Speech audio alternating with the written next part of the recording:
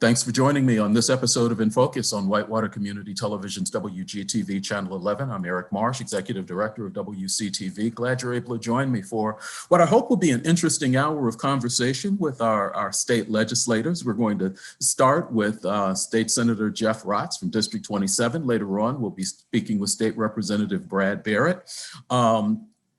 Let's just dive right in because I have some of my questions, but I had a chance, Senator, to mention to a few people that I would have a chance to talk to you, and they sent me some questions, which I always enjoy.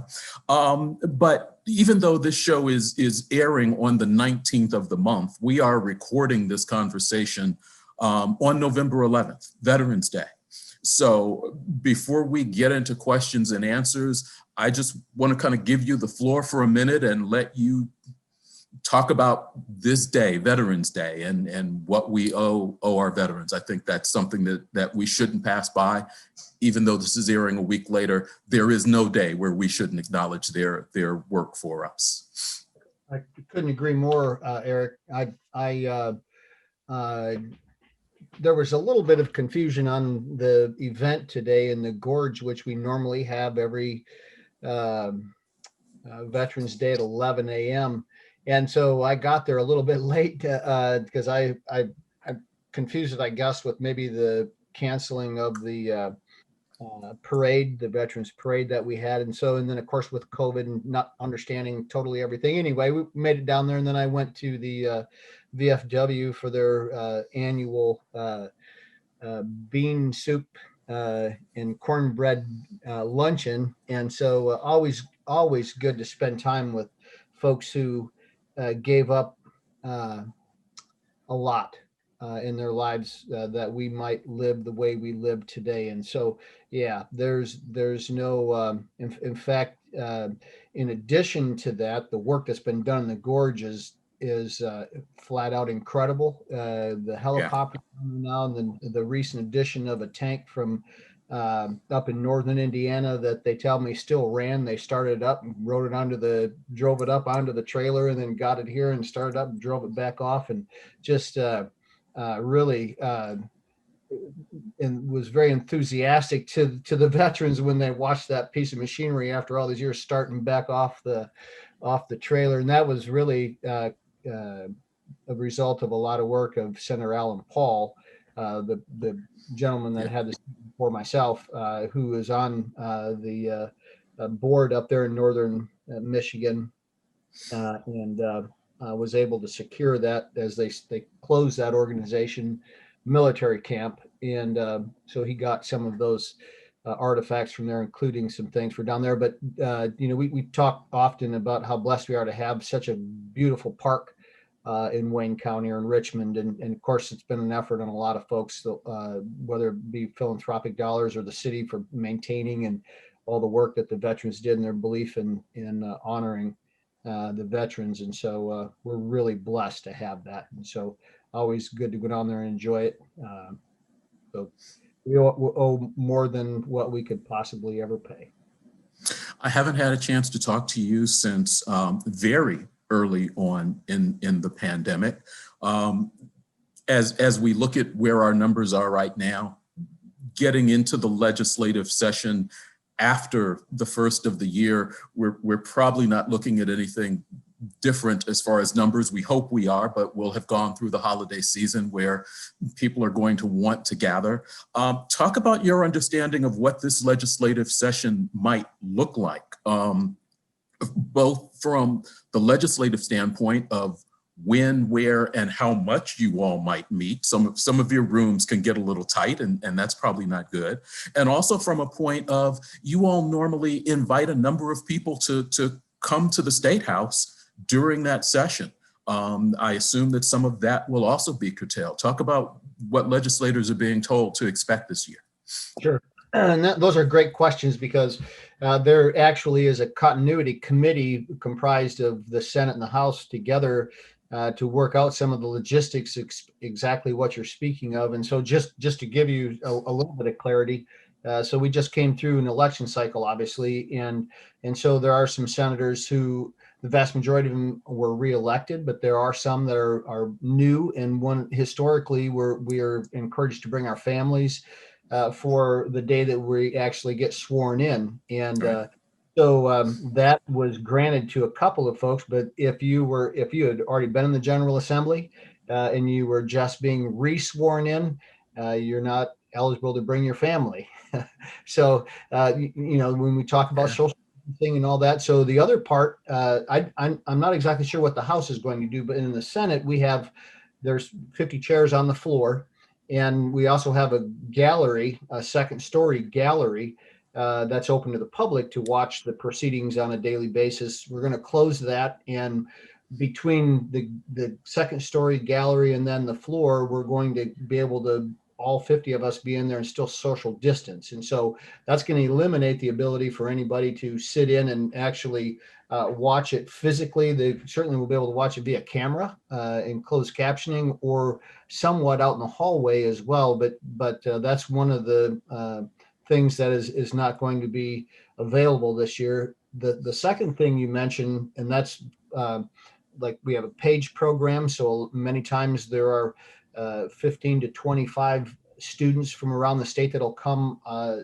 once a week or several days actually a week, and from different areas of the state. Probably not going to happen this year as well. And so some of these things they're still working on. I think the biggest piece that is important to the public and us certainly as legislators is the capacity to come and give public testimony on different pieces of legislation. And so the way we're working it right now is there would be a room set up that folks would then video into wherever the committee hearing is actually happening. And to prevent from too many people, as you mentioned, some of those rooms are small and we pack them in order to get, some of it's staffed. Yeah. The majority of it's public. A lot of it is certainly folks who are interested in the subject matter. And so that it appears we're going to be doing via a Zoom within the State House. And so one group of people in one room, another group of people in another room, and then we will tie them together via Zoom. The other interesting thing for us, one of the things that bothers me somewhat, is when we caucus, whether Republicans or Democrats, when we caucus, it's time for us to really work through pieces of legislation and answer questions and within our own group. For folks who may not understand the legislation, things like that, we're not going to be able to do that. At least we don't think at this point anyway. We don't have an area big enough because we're packed in there like sardines. And it's a good intimate time for us to be together. We certainly gain respect for one another and get to know one another much more intimately during those times of session. So that is also going to be a problem. So logistically, we got some hurdles to overcome in the House, even more so than us. And I'm certain you'll get from Representative Barrett, as you mentioned earlier, you'd be speaking to him with 100 people. They're twice as many as the Senate, so they have double the capacity problems for the most part, and they really pack in as sardines in some of their committee meetings. And so, yeah, you're absolutely correct. We got some real hurdles to overcome to be able to get it done. This pandemic, like it or not, has exacerbated some of the political rifts that have taken place. Doesn't necessarily need to. I think a lot of people agree with that, but it has. Give us your thoughts about mask mandate statewide, the various restrictions that have been placed on the citizens and businesses throughout District 27. Mm-hmm. So obviously, the initial phase of this thing back in March, when everything came down and we essentially closed everything down, or the governor did, I should say. I can expect that this year there'll be, in 21 during the session, there will be some pieces of legislation that will limit the governor's sole authority in a pandemic such as this, or an emergency situation. And that is not an indictment, nor is it a uh, full throttle support of everything the governor did. And I usually laugh and say, look, I don't get along, or my wife and I always don't agree on everything either. So I wouldn't necessarily agree with everything the governor did, but nonetheless, we are where we are. And so, as you know, it was devastating financially to the state of Indiana. And so how do you quantify finances and then folks' lives in the middle of it? And of course, we know a lot more today than what we did on March 15th. And so we can talk about the financial piece of it just very quickly. As we stand right at the moment, the last report I got, we're doing fairly well as the state as far as revenue goes. And we were actually kind of waiting to see how the effect of the monies that came from the federal government to each of us individually, and then businesses, and how that kept the sales tax dollars moving or rolling in the state. But initially, we were about 1.5 billion behind in just from March 15th until July 1st. And so we went into it with about a $2.3 billion surplus.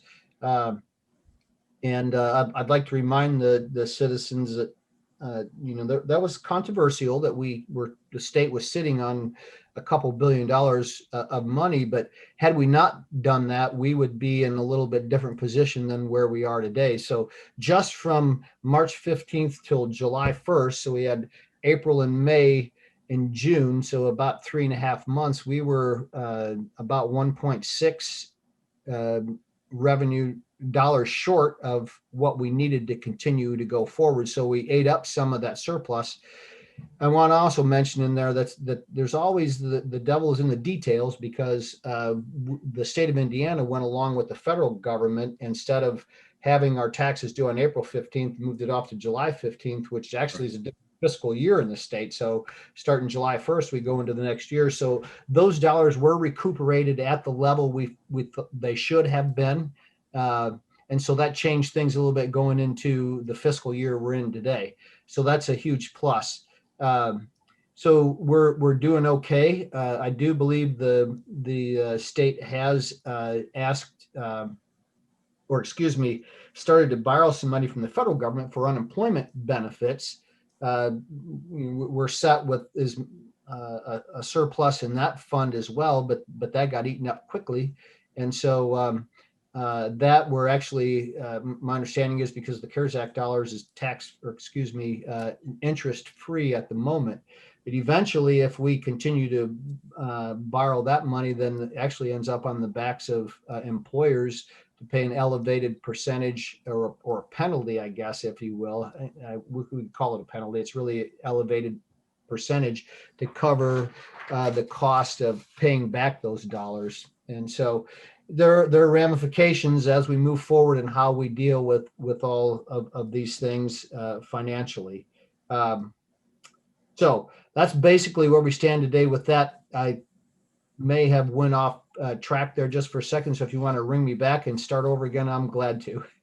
You're watching In Focus on Whitewater Community Television's WGTV Channel 11. We're having a chance to speak with State Senator Jeff Raatz. I do want to kind of go back. Mask mandate statewide, up or down, your thoughts? I think the mask mandate for statewide is a good idea. Having come from now post being infected by COVID-19, could it have been averted by a mask? In my case, I can't answer that question 100% because I don't know where it came from, quite honestly. Do I think it prevents the passage of it? The answer is yes. Did the governor mandate it? Yes, but penalty free. And so that doesn't always equate to everyone wearing a mask. And so that's where it stands today. As I mentioned, I do think it worked. We know a little more today than what we did back then. And there's still a lot of folks that don't like the mask mandate. So when I go into public, I have it on. and when I'm outside or with family members, choose not to. Okay. I got some questions. I had a chance to mention to a few people that I would have a chance to talk to you. And because of your work in education, 3 or 4 of the questions that I got, and I'm not sure we'll have a chance to get to all of them in this conversation. Hopefully I can have you back sooner rather than later. Talk about standardized testing and education in this time in the state of Indiana. What is the state's expectation? Our students lost time last spring. This year so far has been really, even for schools in Wayne County, kind of an on again, off again, in class, virtual type of learning. We're going to get 3-4 months down the line and they're going to be talking about testing.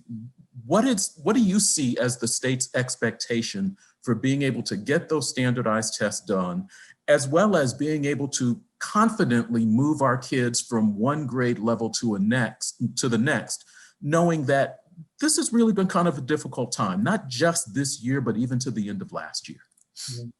So no disagreement with the precept of the loss or learning loss, if you will, or learning gap. Let's call it learning loss or learning gap. So we know that generally speaking, from March 15th till whenever a school district normally close their year, let's say it's June 15th. So April, May, June. So we had about 3 months of lost time.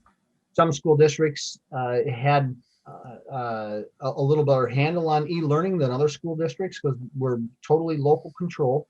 And so some school districts fared fairly well. Others didn't do so well. Maybe didn't have the capacity of electronic devices one-to-one with students, and so we're kind of all over the board, which makes it a little bit difficult to discern really where we are as a state totally.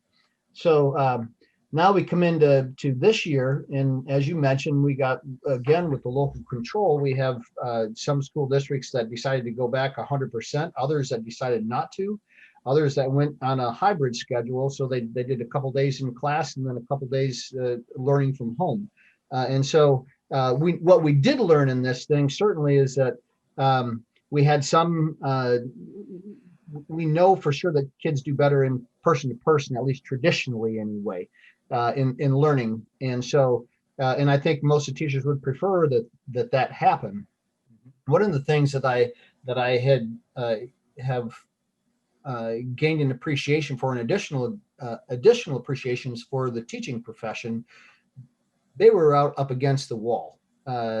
Many of them were not really prepared to do e-learning on a continual basis. And so not only that, then being able to help kids that struggle, and how do they include that in their day. So they're maybe doing 2 or 3 different lessons for the same body of children, but in different situations. Some are still home, some are in the class, and some maybe in a special needs students or something along those lines. And so they really, there was a lot of stress, and it was probably about 6 weeks ago. Let's say it was probably mid-October. Maybe we're talking about a month or so ago. That at least there was some sense of normalcy. And I hope I'm not for teachers and students alike, right? That okay, this is how we're operating, and even though it's stretching us as far as we can be stretched, everybody, at least there was something that they could expect would be normal in a day's time, right? And so, so anyway, I think we've done fairly well there. Have we made up the learning gap, or are we still increasing in learning gap? That has to do with the local school districts. I would guess in many cases that we're probably still falling behind some on kids and their learning where they should be, which brings us to the last part of your question, and that's standardized testing. So at least at this point, the federal government has said there will be no waivers for standardized testing going into 2021. And so now that may change with the new administration. It appears that will be taking office in January. And of course, there'll be a new Secretary of Education, or U.S. Secretary of Education. Right. that will really dictate that. And that, I think, is a lot of what most people miss, is that we're mandated by the federal government to perform standardized testing. So I say that to say one more thing. So it'll remain to be seen what happens from the federal level. At this point in time, the letter came down from the U.S. Department of Ed that you can expect to be taking your standardized testing come spring. So if that changes, then we'll see what happens. There's one last thing that I want to mention about that, and this is one of the pushbacks I had with some of the associations. We were on a call probably in August talking about standardized testing, and our accountability model, at least our current accountability model, has that as part of the accountability of schools. And so without having one standard instrument that says they can, so if we're both in the same grade and you're in Evansville and I'm in Fort Wayne, we can take the same test and get an understanding where Eric's at and where Jeff is at. And that's the importance of having a standardized assessment, and as well as being part of the state's accountability system when we look at the A through F model. And we've changed some of that, and the state board is looking at it again today. So those things are all being looked at and will be changed to some degree. I think in all the conversations I've had in the last few months, in a favorable way to teachers, we fixed, or to school systems, not just teachers. But one of the things that we fixed this past session was that teacher evaluations wouldn't be tied to them, and so as an employee evaluation, if you will. So we made some headway there. But if we're going to do it, and we have to have standardized assessments, I get very concerned about skipping another year.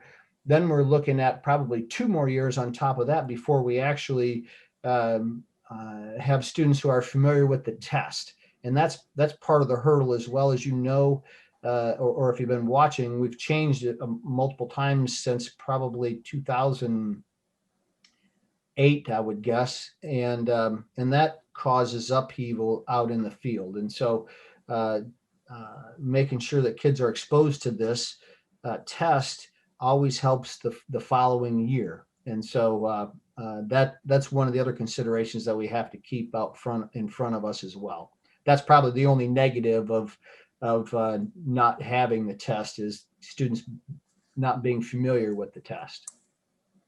You're watching In Focus on Whitewater Community Television's WGTV Channel 11. We're spending a little bit of time with State Representative State Senator Jeff Raatz, excuse me, and I appreciate the time. And again, hopefully I can have you back, because there's some things we can drill down on.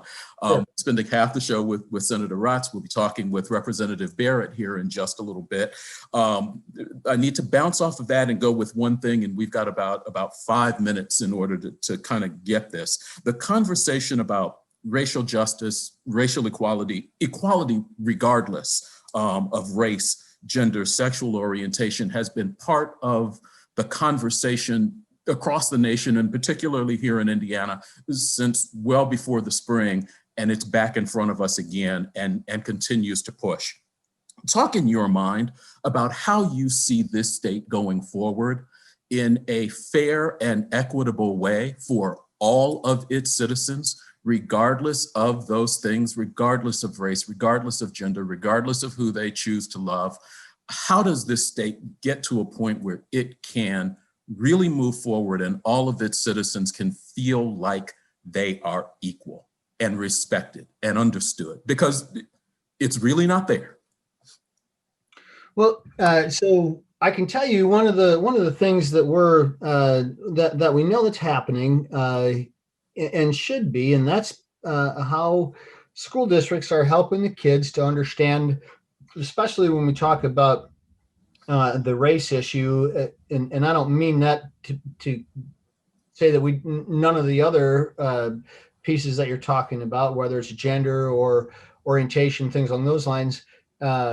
But because of what we're facing as a nation right now, and of course, some of the things that have happened in our nation in the past few months, there's been an additional focus locally in the school districts to teach. And so as well, there's also been teaching or instruction, I should say, on a level from for teachers as well. And so now, again, because we're so local control, I can't tell you that, we're using curriculum X or this is what we're sharing, which always kind of gives me a little bit of concern, whether, no matter what it is, whether what curriculum we're using in the classroom and, exactly what's being taught. But the effort is happening across the state, and just had conversation yesterday about it. And so what I can't tell you is specifically, this is exactly what's being taught and how it's being taught, when it's being taught, who's teaching it, and what curriculum they're using. I can't tell you those things just because we are a state that focuses and relishes local control. Beyond the school system, there are things that come out of the legislature that make some of the residents not feel like they are all equal. From a state legislator standpoint, how do we move forward? You'd have to share with me what those specific things are, Eric, before I can say that before I could agree wholeheartedly with it. Because I don't think, quite frankly, when I look back at with the work that's been done since I've been over there, I can't think of. I know people have different feelings about things.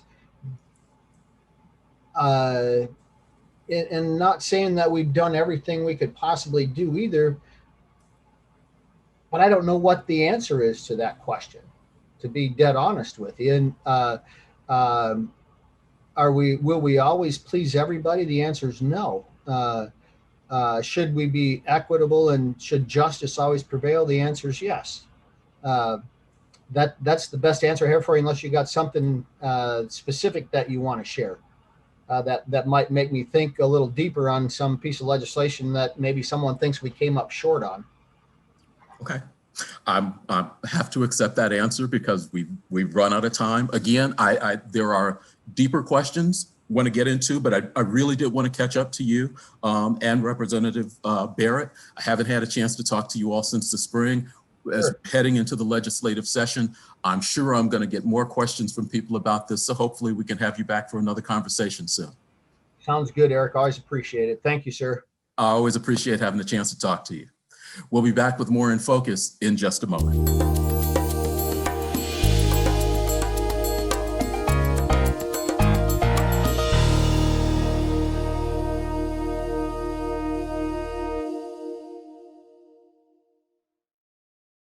Hi, I'm Ken Paus, Wayne County Commissioner. And I'm Richmond Mayor Dave Snow. And Richmond and Wayne County strive to be a welcoming and inclusive place for everyone. And that hasn't changed during COVID-19. We're working together to make sure each and every one of you are safe. We ask you to wear your mask whenever you leave home for the safety of the folks that are around you. On May 1st, Governor Holcomb launched Indiana's Back on Track plan to slowly and safely reopen the state for business.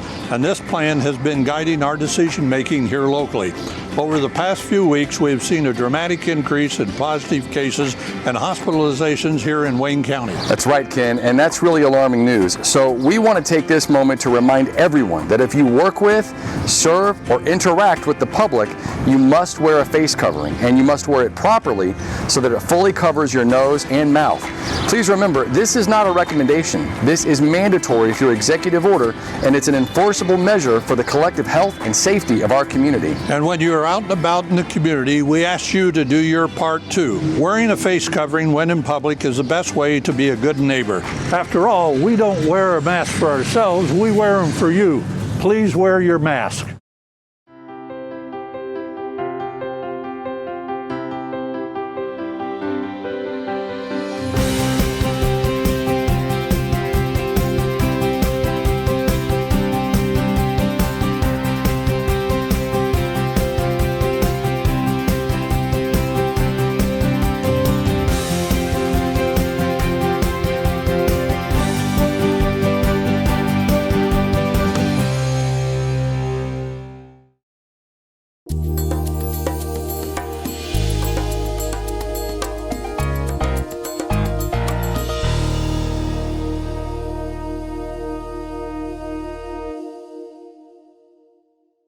Welcome back to In Focus on Whitewater Community Television's WGTV Channel 11. And maybe you're not watching on WGTV Channel 11. Maybe you're watching on Facebook or watching on YouTube or WGTV Online. Maybe you're even just listening to the audio. It's Sunday morning and you're listening to G1013 or ESPN Radio 1490 or 100.9 WKBV. However you are watching or listening to this program, we appreciate you staying with us.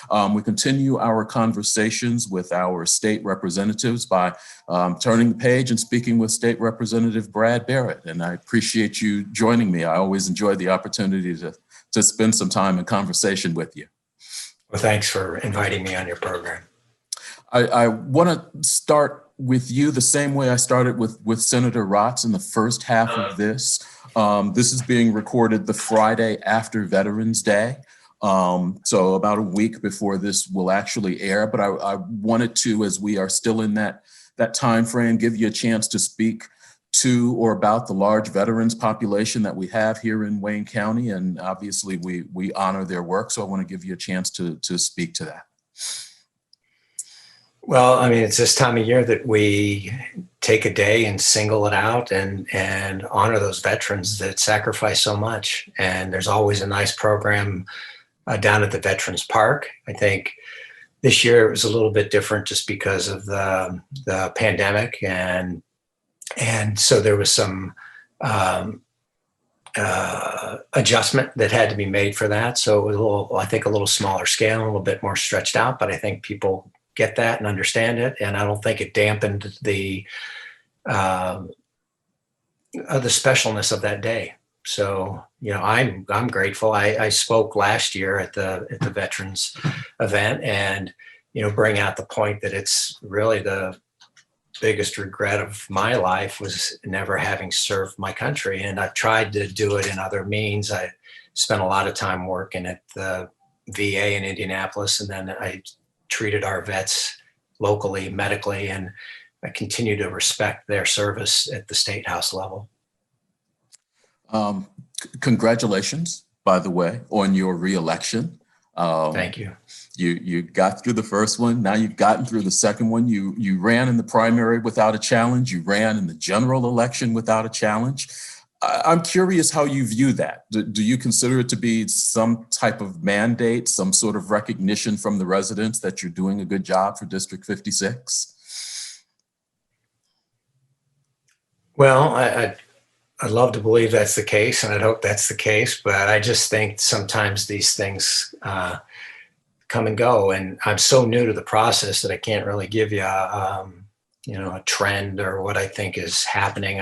I think Wayne County is a strongly Republican county, and I'm hoping to have represented it well, and I continue to do so. I think it was a weird year because of the pandemic. I mean, in a social position, we've become asocial, and so it was really hard, I think, for certainly any challenger against an incumbent, because there weren't the public meetings, the Kiwanis and Rotary clubs, the being out in the community, that was all dampened. And so it was just an unusual year. I feel very honored to have this spot. I don't take it for granted. I hope that that doesn't happen. I think if it does, it's time to get out. It was an easier election cycle for me, obviously, but I still felt really the tension of what was going on nationally and in the state, and then even just locally. You know, there was a delay in getting our results, and even though I didn't have an election, I was anxious, really anxious. I felt bad for the folks that had races, because I know the anxiety that I felt, because it doesn't seem like it's final until you see the numbers, you know. And so it's an irrational concern, but I don't know, there just was it seemed like a lot of tension this year. Since you were on the ballot, I want to get your thoughts on a couple of topics focused around election. Obviously, I think we all agree with the idea that voting is a right, it's a privilege. We saw more voters this year than we have seen maybe in past years, but we still didn't get We still didn't get all. We still didn't get in that 80, 90% I think that we would all like to see. But even beyond that, even though we didn't hit that level, we still had people standing in line for 90 minutes, 2 hours plus during a pandemic, like you say. So I'm curious as to what you might be willing to support within the legislature that would help make voting, help make this right that we all seem to believe is so important, easier for our residents, whether that be no excuse absentee voting, expanded vote by mail, same day voter registration, whatever it is. Have you thought about the type of things that you might be willing to get behind, support, or even write up in bill form that would help make voting easier? Well, I mean, I think the main issue this year was the pandemic, and we had talked a little bit before we went live about how arguably this is a 1 in 100 year event. You look back, there's been other outbreaks, but I don't think anything compares to, you'd have to go back to the Spanish flu in the early 1900s. And so you superimposed that on voting, and you do it, we had that primary that was delayed a month. That was unprecedented. We had a general election that had a huge number of absentee ballots. You still have states that are counting ballots, and we had our own minimal delay here. But so, I think it's hard to, certainly what happened this year raises issue. I love the system we have in Wayne County, the expanded voting options. And there are so many opportunities. I counted it up early in the year, and I can't remember the number. I think, there were like 36 different opportunities in terms of centers open for certain days, starting with the courthouse voting, and then multiple centers across the county that were open a week in advance, and then centers and then we double that when it actually comes to election day. I still think that you need to have a fair election. You want to make sure, I think all these voting online or voting by mail, it adds an element of chance.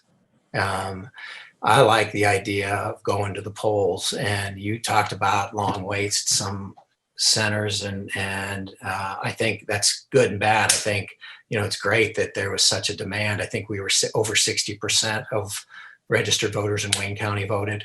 And so, not great, not 80, 85% like we see elsewhere, but I think there's something sacred about election day and going and showing an ID and knowing that it's a legitimate vote. And you're seeing that in other states where they're recounting, and there's questions about whose ballot this is and does the signature match. And you're adding elements for uncertainty, in my opinion. I like the idea. I don't know how every county operates. I'm through the complexities of this whole system, I'm learning my district and how things happen here. And I think as time goes on, I'll have a greater feel for how things happen throughout the state. But I think we're blessed in Wayne County to have had so many opportunities to vote in person pre-pandemic. Second topic I want you to kind of weigh in on is one that we got, we talked about a little bit election night as we were sitting in the studio kind of waiting for results to come in. We kind of got on the topic of term limits. And we look at our various counties, our county sheriff, our county coroner, our county treasurers, all have term limits on them through state law. Our commissioners, our state legislators, our state representatives, our council people, they don't have that. That seems to be kind of a system that, rewards some, doesn't reward others if they want to stay in office for an extended period of time. Would you consider supporting the idea of putting term limits in for all of these offices?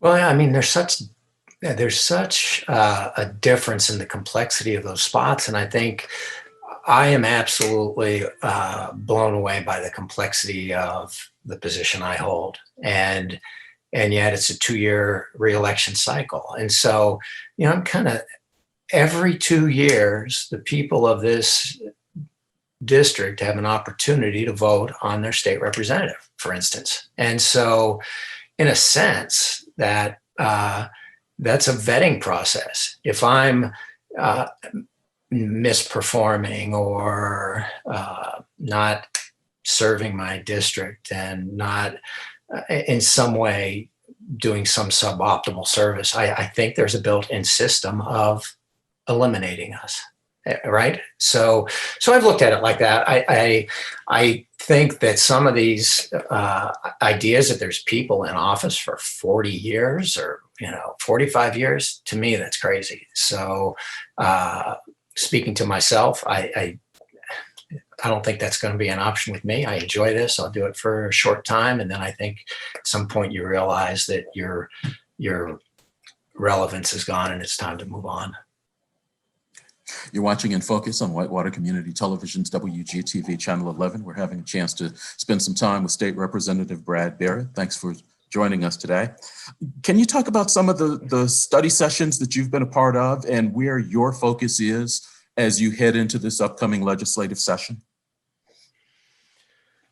Well, so over the summer, obviously things were different. This was a different summer schedule. My main assignment has been Medicaid Advisory Committee, and honestly, most of the focus of that has been on the pandemic, and a big issue has been telehealth and telemedicine that we're trying to overcome or allow people to still see their doctor and interact with their doctor and without making the physical appearance in the office. And I think by all accounts that has gotten a great review, particularly from our mental health providers. I've spoken to half dozen of them that have really found that to have been beneficial. And so I kind of jump ahead. I expect that that's going to be a big subject of discussion on the upcoming session. So Medicaid Advisory Committee, we have a meeting coming up on Tuesday, actually, was my only formal committee. But for instance, I'm on the Ways and Means Committee, and we're up getting ready for a budget session coming up. And so there's a lot of communication on, again, how has the pandemic impacted our fiscally responsible state government? We have an unbelievable we have had an unbelievable ability to weather this storm, and it's because we're fiscally responsible. We stick to our budget. We have AAA bond ratings. We had a over $2 billion surplus. Now, certainly, we've gotten help from the federal government in terms of COVID funds that we're still figuring out how to disperse. And so I think just through the course of the last 6 months, we've got great information on how the state budget's going to be impacted, how our revenues are down, how they've recovered, unemployment, the unemployment trust fund that was significantly depleted from all of this. And then I think the final thing that you keep abreast on is constituent issues. I spent a good deal of the last 2 months dealing with the whole process of farmers and field drainage and how that impacts issues in the state with the DNR and the Department of Environmental Management and water quality. And it's just trying to advocate for constituents. So those things come up, and it gives you a primer into a subject matter that you have the opportunity to really dig as deep as possible on. So You're talking about the state budget and the numbers. One of the things that comes up a great deal, really came up last year, was money in the budget that would allow for greater teacher salaries throughout the state. And there was a discussion that this year would be the year that should come up, that doing that in an off year was probably not a good thing. It should be tackled in a budget year. Now you're sitting with a pandemic and other issues. Talk about, based on what you're seeing in the numbers in the state budget, is something going to happen with teacher pay, or is that something that may end up getting kicked down the road again because of this pandemic? Tell you, it's a huge priority. Over half of our budget goes to education, and yet it's complicated because we don't decide specific teacher pay or staffing levels at the State House, how student teacher ratios. We have a pretty complicated system in getting money to communities and letting communities decide what fits the community. And so I will tell you, the last budget cycle, the governor touts that we've given more money to education over that 2-year cycle in terms of increases than at any time prior. We've talked before about how there was a prepayment of a teacher's pension plan that actually saved districts a significant amount of money. And I think they were able to pass that on. Now, I still think, look at how stressed our education system is right now. Mm-hmm. I mean, it's unbelievable how teachers and school systems and school districts have scrambled in order to deliver a product to our most valuable asset, and that's the 1 million school kids that we have. So it's a huge priority. We haven't seen reports. The governor had a study that I'm expecting will be delivered to us during the session. I haven't seen a preview of that. I expect it to be a huge priority. Talk about what you expect this session to look like. I mean, one of the things that normally happens when you all are there, whether for a short session or a long session, and I talked to State Senator Raatz about this, you all have special ceremonies where you honor residents in your districts or in your areas for various things. Your constituents are able to come in, meet with you face to face about some of their issues. They get tours of the State House. You all congregate in some pretty tight quarters sometimes. Talk about what you're hearing from the House side, how things are going to look based on the pandemic, how close you all can be, social distancing, the mask mandates that are in place, things of that nature. What are you expecting as you head over to Indianapolis? I feel like it's going to be starting from scratch. Just when I was kind of figuring out how things operated, the rug's been pulled out. It is going to be a completely different product. And, I think about, one of my goals being over there is to connect Wayne County to the State House and to honor, like Centerville Superintendent Phil Stevenson last year for his lifetime commitment to that school system, and to bring him over and honor him in front of the body and present him with documents that, it's a special thing. And we're not going to have that this year. We're not going to have those kind of resolutions in front of the body. We'll probably not be in the chamber, which is the actual meeting room for, the 100 state representatives.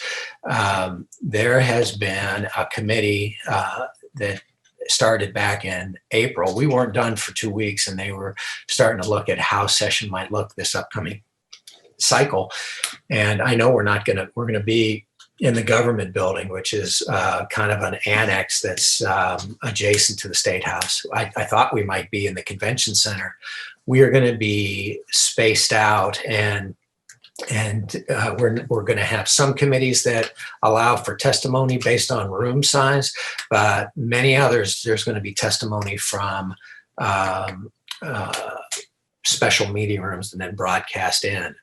We have members in the House side that probably range in age from early 20s to probably late 70s or 80s. And so we have people of all shapes and sizes and health problems and concerns. And so, we've got to try to figure out a way to make this a safe session because of the importance of this year, importance of working on a budget and dealing with the issues that have come from a pandemic moving forward. So it's going to be completely different. It disappoints me a little bit. in terms of those things I mentioned, but it's an unusual time, and it's going to take unusual measures to pull this off. And I hope we can do it safely. You're watching In Focus on WGTV Channel 11. We're down to our last 7 or 8 minutes with State Representative Brad Barrett. It goes fast, doesn't it? It does. Besides having state representative in front of your name, even before that, you were Dr. Barrett. So you've seen and watched this pandemic as a state legislator. You've seen and watched as a person that has a medical background. This, like it or not, has divided us along party lines and along religious lines as to whether churches should or shouldn't be exempted from things. Just give us your take on how this state goes forward coming out of this. I know one of the things that Senator Raatz mentioned is that there could be legislation coming up that might curtail how much power the governor has to do some of the things that he's done during this. Talk about your feeling about the mask mandate. Talk about how we move forward, particularly with the holiday season coming up. And as a medical person, what are your fears or concerns? Well, one thing that I've learned through the State House thing, and you mentioned it just in your introduction to this question, is that 3 years ago I was working as a surgeon in the community, and I looked at problems through a single lens, and that was a healthcare lens. And now that I've been in the State House for 2 years, I can no longer look at it through that single lens. And, I'll give you an example. Somebody told me this and I thought it made great sense. You can, like, Interstate 70 runs through our community, and there's been a lot of construction on that. And there's been just some horrible tragedies, some terrible accidents. And if you looked at Interstate 70 from a pure safety standpoint, you could take the speed limit down to 30 miles an hour. And from the safety lens, you would eliminate a lot of the accidents and the tragedy that happens out there.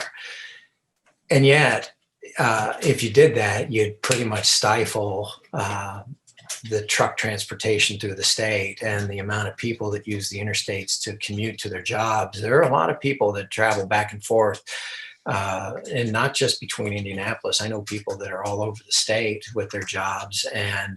And so I guess that lens, when you look at this pandemic through a healthcare lens, I would say absolutely people need to wear masks and social distance and minimize the amount of people in a room.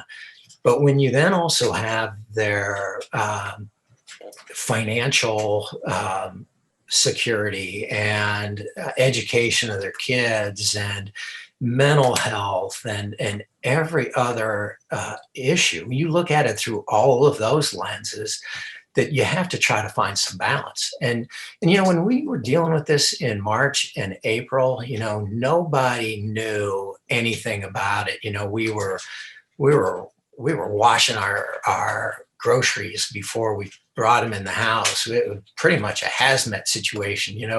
Nobody knew any. I remember pulling out a Clorox wipe every time I filled up my gas can or in my gas tank in the car. And so now we've learned a lot, and where we initially cast a pretty broad net on shutting things down, we saw the impact that had on a community, and we saw an impact that had on a state and on a nation. And it's huge. And it goes back to that speed limit thing. You could really slow things down and everything would be okay from a safety standpoint, but then the impact that you have. And so now that I think we've learned all this, we know more about it, but still we haven't scratched the surface. I mean, how long does immunity last if you've had this? Are you indestructible for some period of time? How long? I mean, we still don't, we're not washing our groceries off anymore, but we've developed a way to order our groceries online and never get out of the car. I saw a commercial last night. I can get a pizza tonight and just pop the trunk. And so businesses evolve. People have figured out a way to get by on this.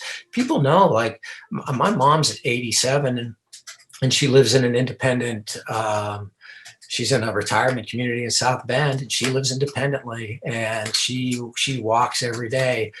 But her safety really concerns me, and so when I'm going to go up there and see her, I do a COVID test. I drive up there.